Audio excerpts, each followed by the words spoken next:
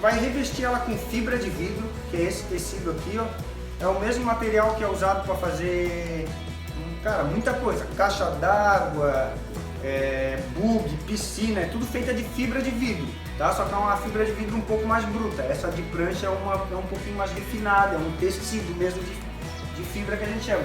Tá? Vamos fazer um resumo bem básico. O que é? A gente vai pegar esse tecido, botar ele em cima da prancha, né? Vamos recortar o excesso aqui, deixar certinho. Vamos molhar ele com resina. Então tu vai pegar a resina, catalisar, molhar. Tu vai espalhar a resina aqui, tu vai colar essa fibra com a resina em volta da prancha, tá? Existem tipos de resina, né? Existem o poliéster e o epóxi, tá? Então as pranchas que são feitas de isopor, elas são laminadas com resina epóxi, que a outra resina poliéster ela vai derreter o isopor. As pranchas que são de poliuretano, o bloco de poliuretano, elas são laminadas com resina poliéster, tá? Então são basicamente, para a galera conhecer, as pranchas de poliéster e as pranchas de epóxi, que todo mundo ouve falar. A prancha é epóxi ou é poliéster? Não, é de epóxi a minha. Então a epóxi nada mais é que uma prancha de isopor laminada com resina epóxi, e a prancha de poliuretano é o bloco de poliuretano laminado com a resina poliéster, né? O processo de laminação ele demora, vamos dizer, mais ou menos de um dia para o outro, tá? É o tempo de secagem das pranchas epóxi, por exemplo. Tu vai laminar o fundo da prancha, vai esperar ela dar um gel que a gente chama, que é uma pré-secagem, vai virar ela, vai fazer a mesma coisa, pegar o outro tecido, botar por cima, né? Vai pegar o tecido e fazer a parte de cima, vai impregnar ele com resina, colar ele certinho na prancha com resina. Vai esperar mais uma horinha, que é para ele dar um outro gel, que seria um ponto de secagem que ele está parecendo um chiclete ou uma cola de um durex, vamos dizer. Daí tu vai dar um banho de resina por cima, vai jogar uma quantidade de resina com um pincel e dar uma camadinha de resina. No outro dia ela está pronta para lixar. Então depois disso vem a lixação. Então teoricamente em 3 dias tu consegue fazer uma prancha.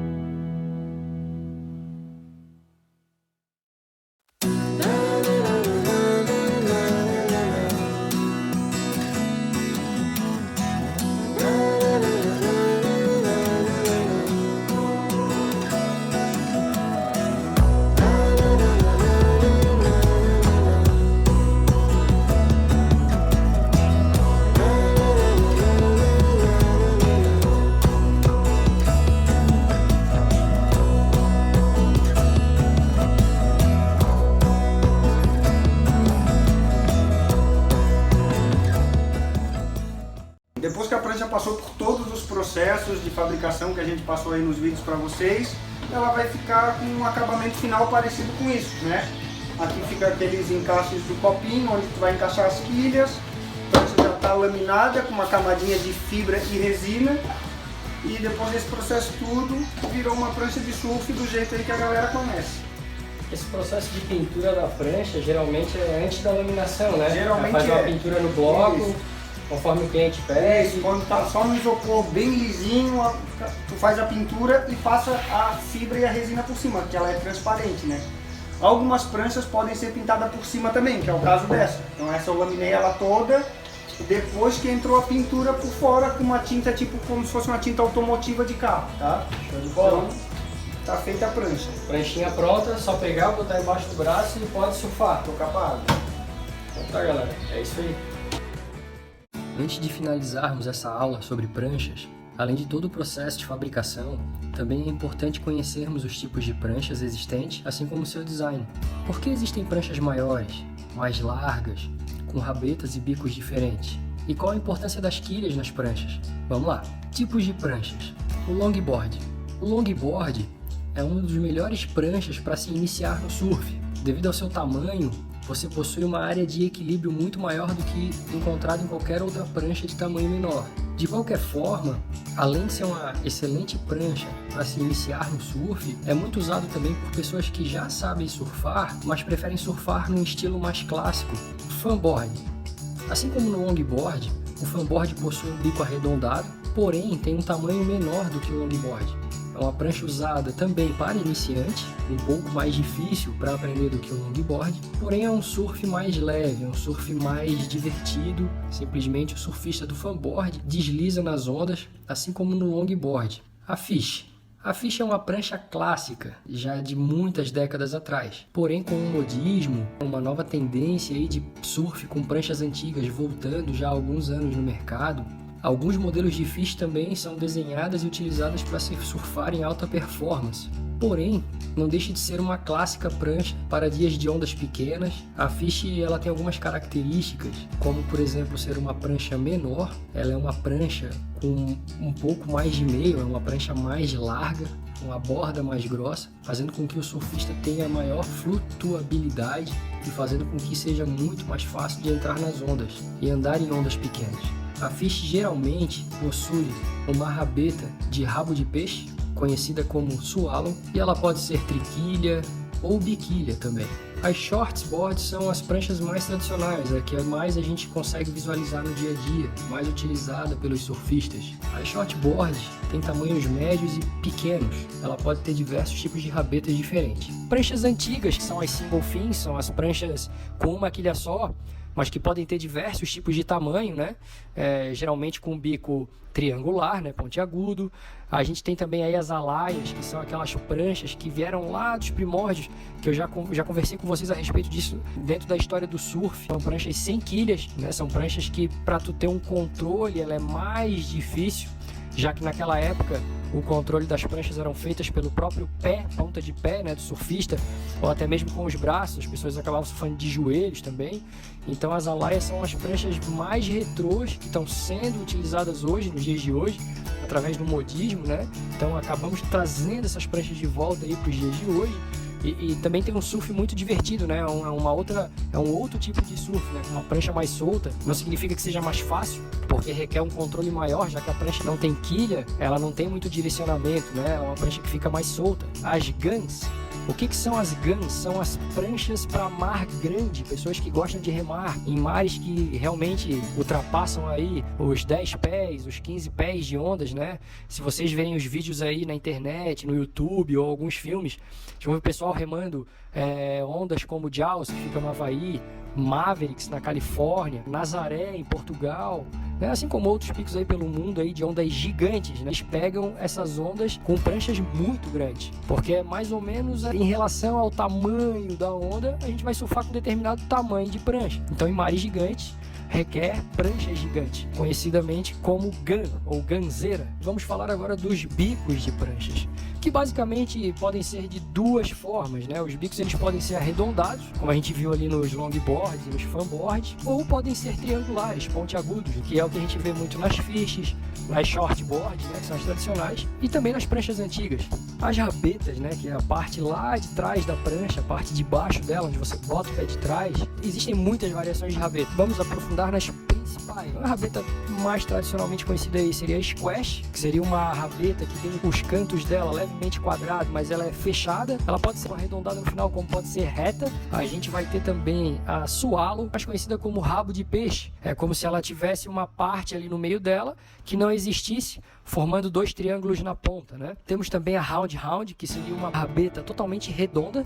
Ela é um pouco parecida com a squash, né? Só que ela não tem esses cantos mais quadrados, ela é de fato totalmente redonda. E também temos a round pin, que são levemente arredondadas nos cantos, mas acaba formando uma ponta e um bico, entra mais na linha da onda, né? Geralmente usada para as pessoas que gostam de surfar tubos, assim como as pin, que seria a mais pontiaguda possível, né? Diferente da round pin, que tem esses cantos mais arredondados. As pins também são pranchas usadas aí para pegar tubo. É um tipo de variação de rabeta que vocês vão encontrar nessas pranchas single fins, essas pranchas mais antigas de uma quilha só, assim como nas guns, que são essas pranchas aí para pegar mar gigante. E é isso, galera, em relação à rabeta, basicamente são essas. A gente tem muitas variações de rabetas, vou deixar alguns links aí sobre rabetas também para vocês poderem dar mais uma olhada nessa infinidade de variações que possam existir. E vamos partir para as quilhas. As quilhas das pranchas, elas têm uma função básica, que é de dar direcionamento e controle quando você está surfando uma onda. Quando você dropa uma onda, você pega a velocidade, a quilha ela serve justamente para dar esse direcionamento, que você consiga fazer a curvatura com controle, sem a prancha derrapar. Então, basicamente, existem quilhas fixas, né, que há algumas décadas atrás eram muito comuns. A gente pedia para o shaper fazer uma prancha e geralmente as quilhas eram fixas. Já era uma quilha que já era laminada junto com o bloco da prancha, né? Então, a prancha já saía com as quilhas. Quilha de encaixe, hoje se dá praticamente na grande maioria das pranchas que tem aí no mercado. E dentro dessas quilhas de encaixe, basicamente são dois modelos que a gente conhece, que seria a FCS, que seria uma marca, é uma patente, que ela tem um tipo de encaixe, né? Que são esses dois dentinhos aí, que agora já migrou para a FCS2, que também continua sendo esses mesmos dois dentes, só que com um encaixe um pouquinho mais largo, né, nesses dentes aí. E também nós temos o tipo de encaixe Futuri, ela é um dente único, do tamanho praticamente da quilha, e isso também varia lá na prancha, né? Você pode ter uma prancha hoje com uma quilha de encaixe Futuri, ou com uma quilha de encaixe FCS, né? Então, dentro das quilhas, nós vamos ter uma variação enorme, né? Dependendo do tipo de onda que você surfa, do tipo de mar que você surfa, né? É onda grande, onda pequena, quilhas para pranchas que seja mais solta, então eu vou ter um tipo de quilha para isso também. Basicamente, o que a gente pode falar de quilha, a gente pode fazer essa variação da seguinte forma. Por exemplo, eu tenho uma shortboard, uma prancha tradicional, uma prancha comum, e eu quero surfar com um tamanho médio aí, uma 6 pés, por exemplo, que eu posso usar para vários tipos de condição de mar, desde marola, de mar pequeno, até mar grande, simplesmente variando no tamanho de quilha. Basicamente, o que a quilha faz? Um jogo de quilha, né? Pequena. Ela é boa para quê? Para eu surfar ondas menores. Por quê? Porque ela é uma quilha. Eu não preciso ter um controle tão grande, porque eu não vou conseguir pegar tanta velocidade quando a onda estiver pequena. Ela não vai me proporcionar isso. Então, já é mais do que suficiente para eu ter um surf controlado e seguro usando uma quilha pequena. Porém, eu posso pegar um mar com um tamanho médio de onda, onde já vai me proporcionar uma velocidade maior, com manobras mais fortes, mas porém eu posso usar quilhas pequenas também nesse tipo de mar, se eu quero que a minha prancha fique mais solta e não tão presa na água.